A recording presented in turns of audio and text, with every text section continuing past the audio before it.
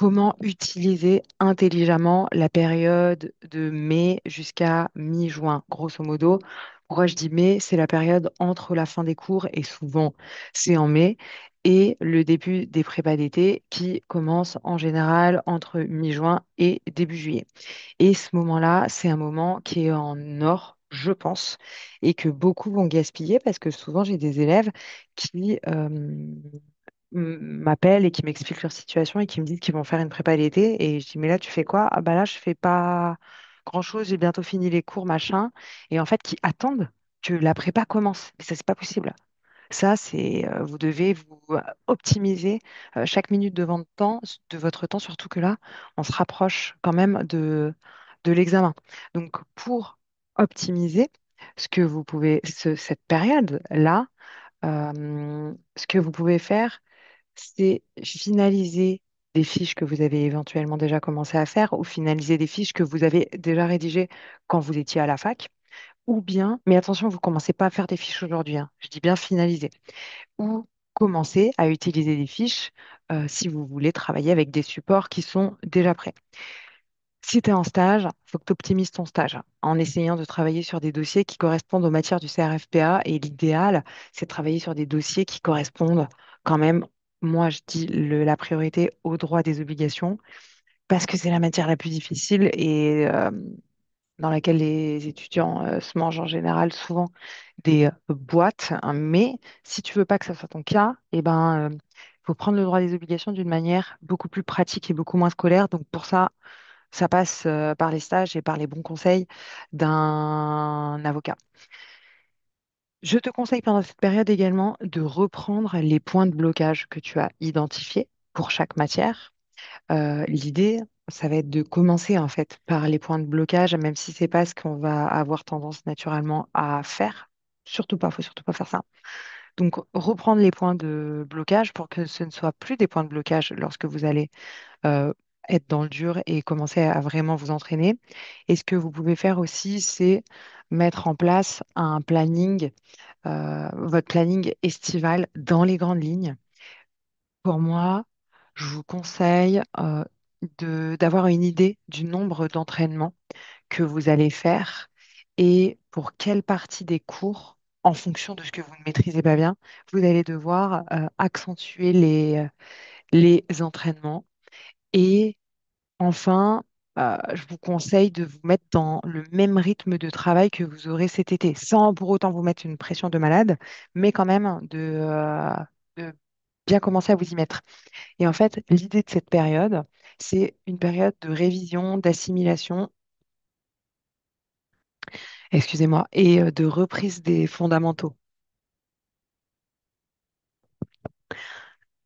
En gros, ce que tu fais, ce que vous allez faire là, fin avril, mai, début juin, c'est important parce que c'est ce qui va vous permettre de démarrer à fond dès le 15 juin ou début juillet et de pas être largué. Euh, Parce que l'idée, ça va être que l'été, vous allez le mettre à profit pour passer, grosso modo, hein, 70% de votre temps à vous entraîner.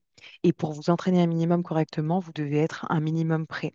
Après, l'idée des entraînements, c'est aussi de vous perfectionner. Et le fait de vous entraîner va vous permettre d'aller plus loin et de parcourir le programme sous un angle pratique, ce que vous ne faites pas en lisant des fiches ou ou des cours.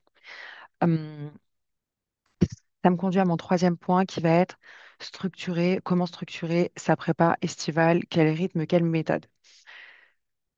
Tu ne peux pas improviser cet été. Pour être efficace, ton été, il doit être structuré, progressif et soutenable. Souvenez-vous bien de ça.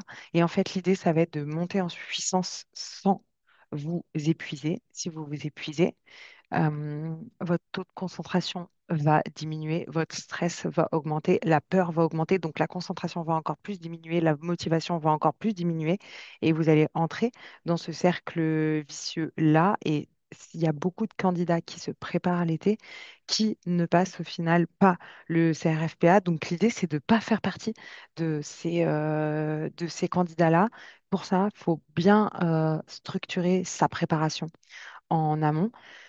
Le découpage que je vous recommande, c'est en mai, là, mai, mi-juin.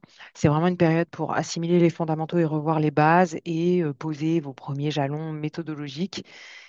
L'idée, c'est vous mettre en condition, reprendre ce que vous devez reprendre tranquillement, installer votre rythme et commencer à travailler sérieusement, mais sans pression de dingue.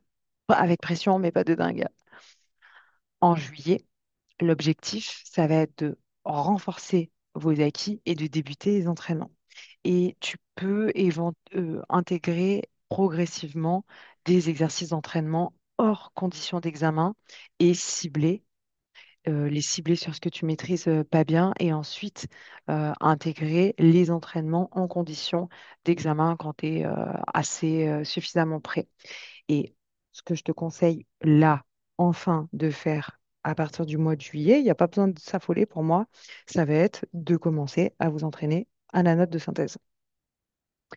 En août, ça va être du lourd, je vous le dis, parce que c'est là que vous allez accélérer et vous devez augmenter la fréquence des entraînements, ne faire quasiment que des entraînements en conditions réelles. Donc ça va être beaucoup plus fatigant que votre mois de juillet et que votre mois de juin et mai.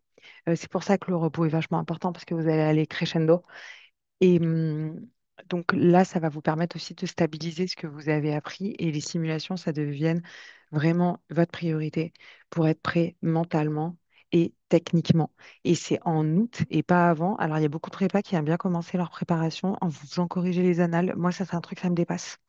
Parce que les annales, en fait, il n'y en a pas à l'infini et c'est le meilleur moyen de vous tester une fois que vous êtes vraiment, vraiment prêt. Enfin, quoi de mieux qu'une annale du CRFPA pour vous voir et pour réellement s'entraîner pour le CRFPA. Donc, les annales, vous les gardez en dernier. Pareil pour les notes de synthèse, je vous conseille de vous entraîner sur les sujets d'annales. L'examen, il est national depuis 2016, donc ça fait 7 sujets d'anal sur lesquels vous pouvez vous entraîner. Au moins, vous avez une réelle idée des sujets et du nombre de documents qu'on peut vous fournir à la note de synthèse au CRFPA. Parce que là, par exemple, il y a beaucoup de prépas qui donnent des notes de synthèse avec beaucoup de documents. Et au final, l'année dernière, par exemple, pour le coup, pour la note de synthèse 2024, le sujet de la note ne comportait pas beaucoup de documents, ce qui a déstabilisé énormément d'étudiants. Donc, attention à ça.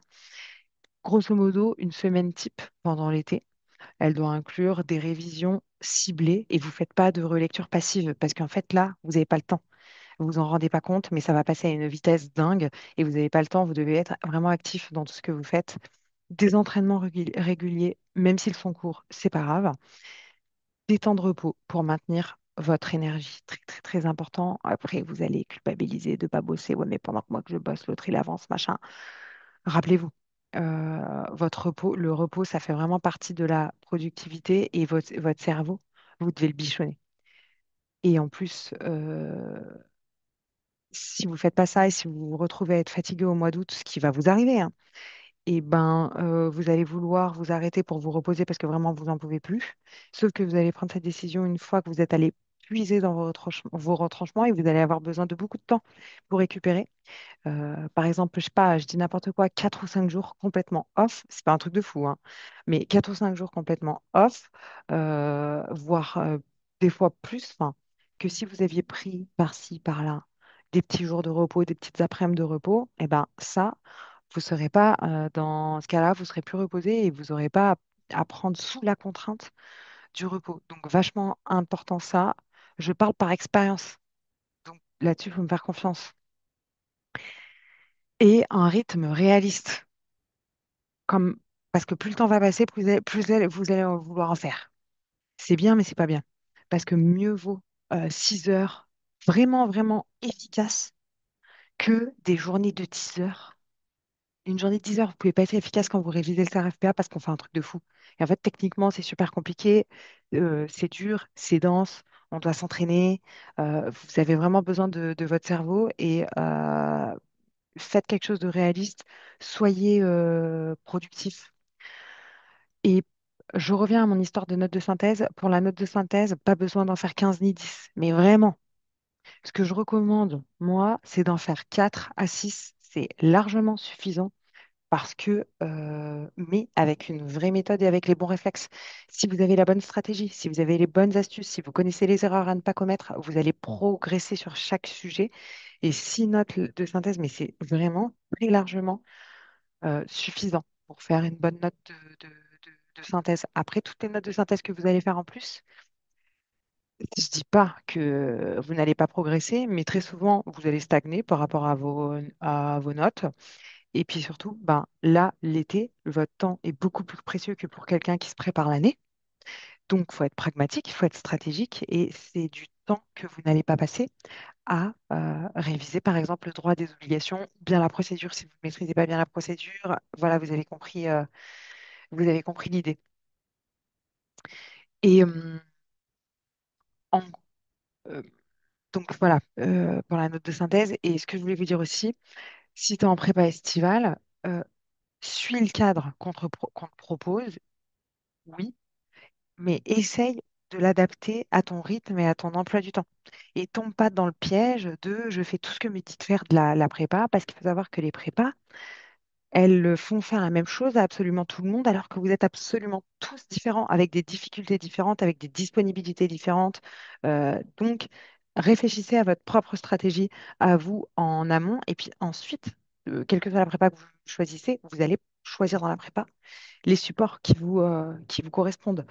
Souvent, il y a des prépas vous allez commencer l'été, vous allez avoir énormément d'entraînement et bam, bam, bam, bam, chaque semaine. Donc, si tu rates un entraînement, bah, du coup, tu auras raté un thème. Mais par exemple, si tu es bon déjà en droit des contrats, bah, tu n'as pas besoin de te taper le thème de droit des contrats. Si, vous allez le faire parce que vous avez peur. Mais toutes les décisions de peur que vous prenez sont des mauvaises décisions. Tout ça, c'est valable tout le temps pour tout dans la vie. Si tu es bon en droit des contrats, tu maîtrises le droit des contrats et que tu es moins bon en RGO, bah, le temps que tu passes à t'entraîner à réviser le droit des contrats parce que ta prépa t'a mis un sujet en droit des contrats et la semaine d'après, tu as un premier sujet de RGO et RGO, t'es moins bon. Je parle de ça, c'est grosso modo, c'est tout le monde. RGO, t'es moins bon, donc il te faut plus de temps, mais le temps, tu l'as pas parce que tu l'as passé à faire du droit des contrats alors que tu n'en avais pas besoin. OK? Vous voyez l'idée? Donc, réfléchissez à ce dont vous avez besoin, à votre rythme. Le rythme de la prépa n'est peut-être pas le vôtre et c'est pas grave du tout. N'oubliez pas, ce n'est pas la quantité qui fait la différence, mais c'est vraiment la régularité, la productivité et la méthode et la stratégie, mais pas la quantité.